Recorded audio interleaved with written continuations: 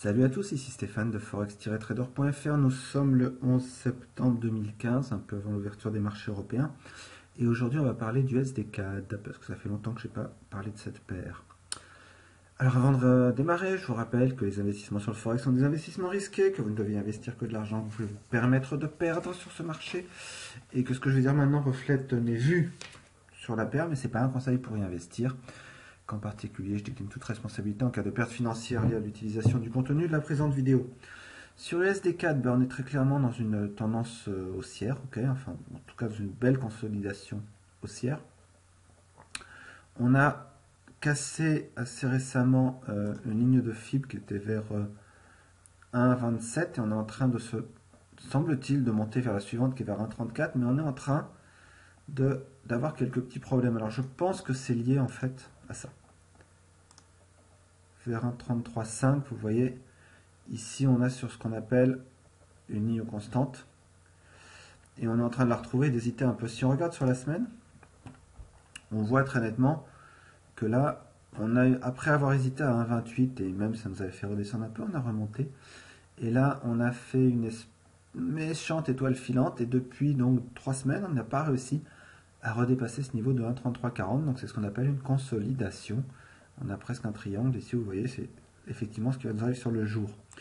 Sur le jour, ce que je voulais vous marquer, donc effectivement, on peut trouver un triangle avec une ligne de support qui passe comme ça, une résistance à 1,33,4 et un point de support à 30, qui n'est pas à 31,20 d'ailleurs.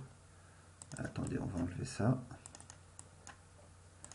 Toi, tu descends. Si on devait trouver une résistance inférieure, elle serait à peu près ici, vers 1,31,9. Alors, c'est important parce que, si vous regardez, on va agrandir un peu le jour. Il y a cette petite ligne-là sur la graphe jour, qui est la MAS20.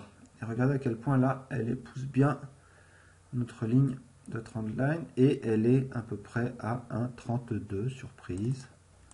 On va mettre cette ligne exactement à 1,32. Voilà. Et vous voyez que là, sur le jour, en tout cas, ça marche bien. Sur le jour, 1,32 nous fait un beau support. D'accord. Si on passe sur H4, on va descendre un peu. On voit qu'il y a visiblement une résistance qui était la MAS100. Quand on voit toutes ces mèches vers le bas, ça indique très clairement qu'il y a un support, pardon, et que quelqu'un ne veut pas. Il y a sûrement des traders qui interviennent à chaque fois que USD-CAD est en train de redescendre. Néanmoins, on avait sur HK cette MAS100 qui faisait support, et là, il semblerait qu'on soit en train de la casser. Donc pour USD-CAD, ça va se passer autour de 1,32, d'accord. Notez aussi que on va revenir sur D peut-être. Non, sur H4. Quand on revient, c'est pas un très beau triangle parce que quand on revient, on rattaque pas la résistance vraiment.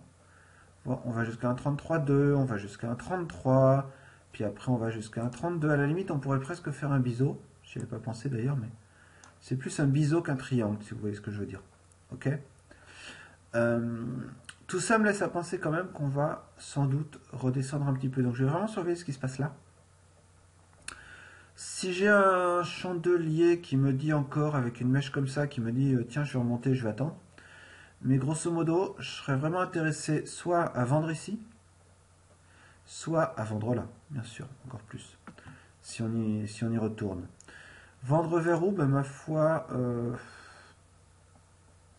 si on casse ça, le daily ne nous donne pas vraiment d'indication sur ce que pourrait être le prochain support. On voit qu'on a une ligne, si ça pourrait être 31, 35. Ça nous prendrait quelques jours pour arriver là, sans doute. Voilà, vendre vers ici. Ou alors, et en faisant attention par contre sur H4, quand on sera à 31,4, donc 60 pips, là, ça peut remonter. Mais dans un premier temps, pour essayer d'atteindre effectivement 1,35. Et dans un second temps, après une remontée comme ça, je ne sais même pas si on peut mettre une ligne de FIB quelque part. Elle serait ici, peut-être sur la semaine. Attendez, on va voir ce que ça donne. C'est la dernière chose que j'ai pas pensé à faire, c'est pas bien. Non, celle-là donne rien. Ah, celle-là. Celle-là me semble un peu plus correcte. Non.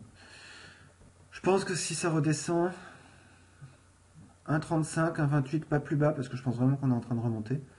Mais il est possible qu'ici, si on casse ce 1,32, il y ait une petite consolidation baissière. Pour aller en haut, il faudrait qu'on reprenne, pour moi, hein, 1,33,5, je ne dis pas de bêtises, oui c'est ça, qu'on recasse le 1,33,5. Voilà, c'est ce que je voulais vous montrer. Et si on recasse le 1,33,5, à ce moment-là, on reprend pour monter vers 1,34, 1,35 à peu près, ici. Un peu en dessous de 1,35. Voilà, c'est ce que je voulais vous montrer pour aujourd'hui. Je vous souhaite une très bonne fin de semaine, puisqu'on est vendredi. Un très bon week-end. On se retrouvera lundi pour une nouvelle analyse sur forex-trader.fr. Au revoir.